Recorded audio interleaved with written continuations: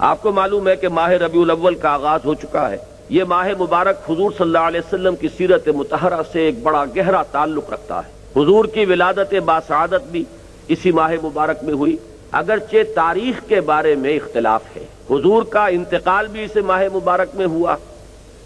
اور وہ متفق علیہ تاریخ ہے 12 ربیع الاول اصل میں حضور کا یوم وفات ہے، اور اکثر محققین کی رائے یہ ہے کہ آپ کا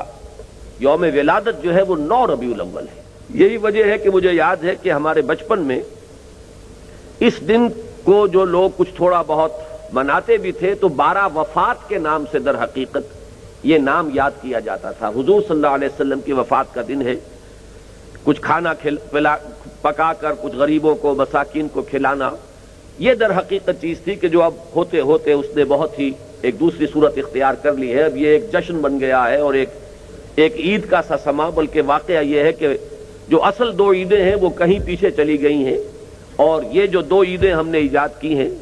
ایک عید میلاد النبی اور ایک عید استقلال، اگر ہم جائزہ لیں تو شاید یہ 2 جو ہیں یہ زیادہ فور گراؤنڈ میں آ چکی ہیں۔ لیکن یہ کہ جہاں تک آپ کی ولادت اور آپ کے وفات کا اس ماہ مبارک میں ہونا ہے وہ ثابت ہے۔ مزید برآں حضور کا ورود مدینہ منورہ میں بھی ماہ ربیع الاول میں ہوا ہے۔ اس پہلو سے اگر اس ماہ مبارک میں ہم سیرت النبی کے مطالعے کا ایک خاص موضوع رکھیں، کسی تاریخ کے تعین کے بغیر اس مہینے کی مناسبت سے سیرت مطہرہ پر گفتگویں ہوں، غور و فکر ہو، اور اس میں بھی عملی پہلو سامنے ہو، اتباع کا جذبہ ہو، سمجھنا سمجھانا اس لیے ہو کہ اس پر عمل کرنا ہے، تو یقیناً یہ چیز ہمارے لیے بہت مفید ہوگی اور ہمارے بہت سے امراض کا شاید اس سے مداوع ہو سکے۔